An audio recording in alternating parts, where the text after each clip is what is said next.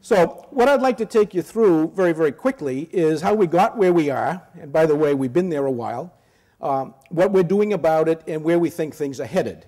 And the technology story here at the bottom line is the critical piece of how we think we come out of this recession ahead of the game.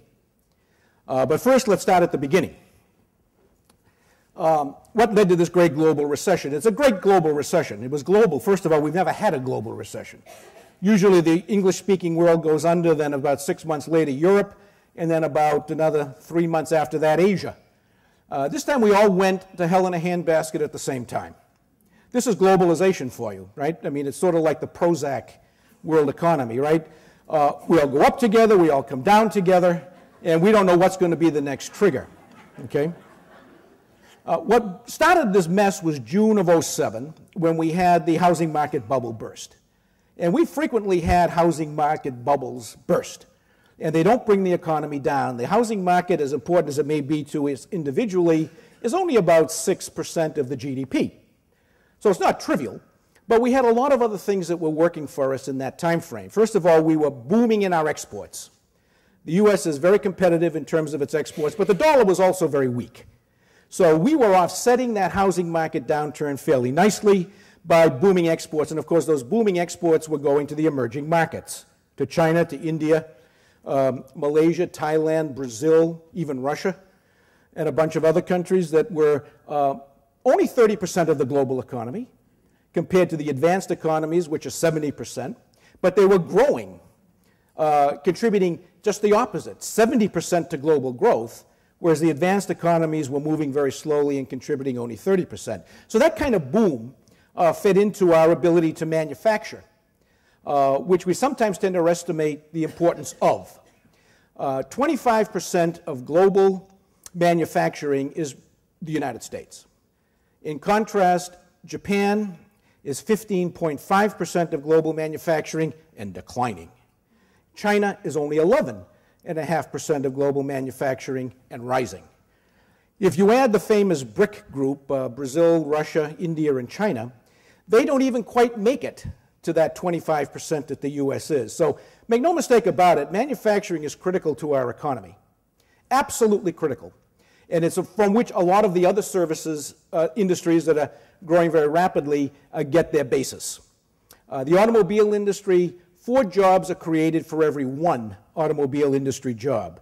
That's the supply chain, it's the dealerships. Never underestimate the importance of manufacturing, but it's a different kind of manufacturing than we may have thought about in the past. Putting the widget together, assembling it's only about 5% of the value of manufacturing. 95% is the invention, the idea, the process, the patent. And that's the leading edge. So that we still produce automobiles in this country, but they're sort of high-end, leading-edge vehicles.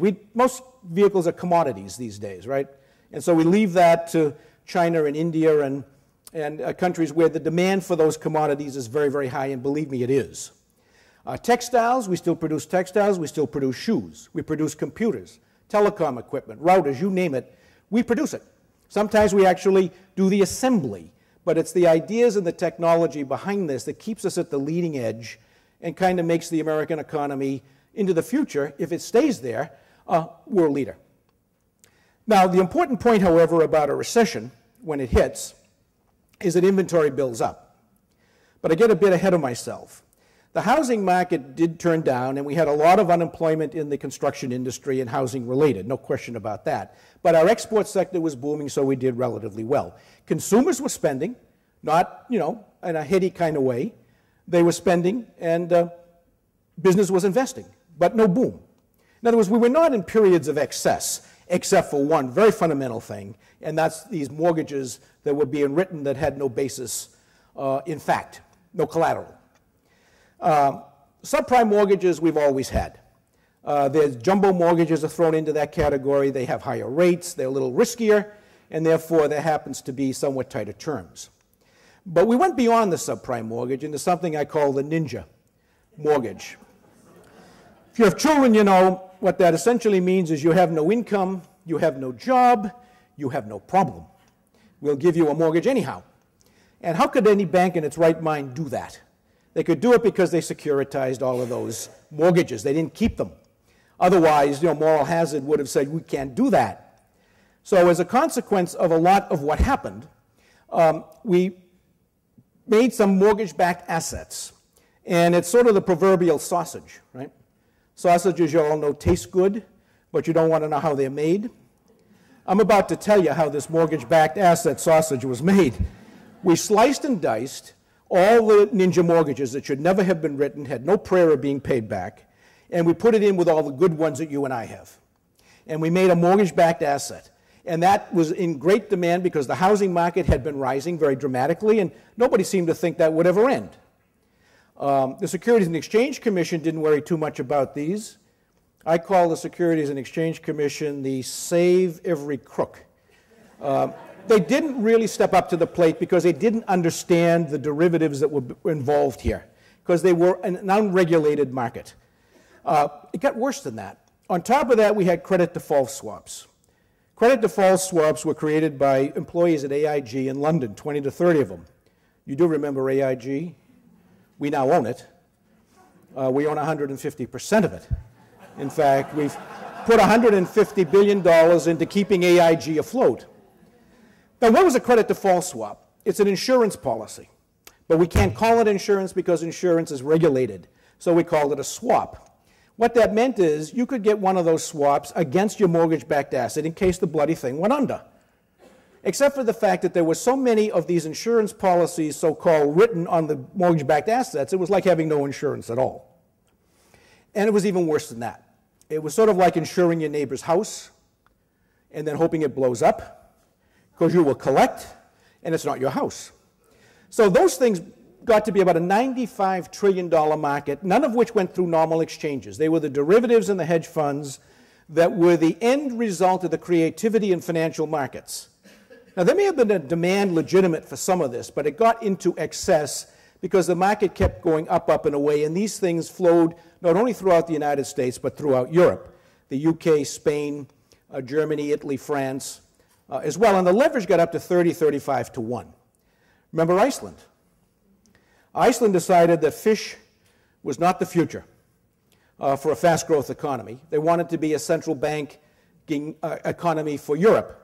So they acquired a lot of these mortgage-backed assets and credit default swaps. And because the returns had been so great, they were able to induce the UK and a lot of other European countries to send their deposits to Iceland, to Reykjavik. That used to be the capital. The capital is now $25. When that went under, Iceland also went under and is pretty much a bankrupt economy at this point. You know you're bankrupt when the last McDonald's closes doors.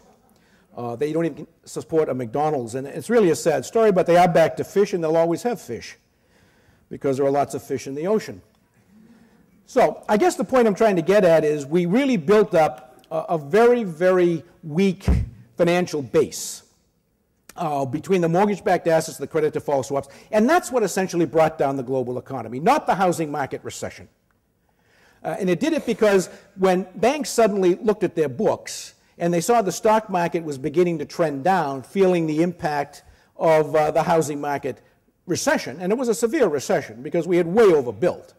But before we fully understood the $640 billion in these mortgage-backed assets that were out there, everything looked fine. But when we finally understood that, the banks recognized, wait a minute, we can't do anything because we don't know what these assets are worth. We can't value them. They're toxic. And when that happened, they stopped functioning. And when they stopped functioning, the private market in the United States essentially came to a halt. It was a financial market seize-up. It was not a collapse, but it was a seize-up. When if you couldn't get credit, you can't operate, which left the only player on the table being the government. And government, still had funds, especially the federal government, and more on that in a moment. I just want to emphasize that when the private market seized up, that brought the global economy down, and it came down all at once.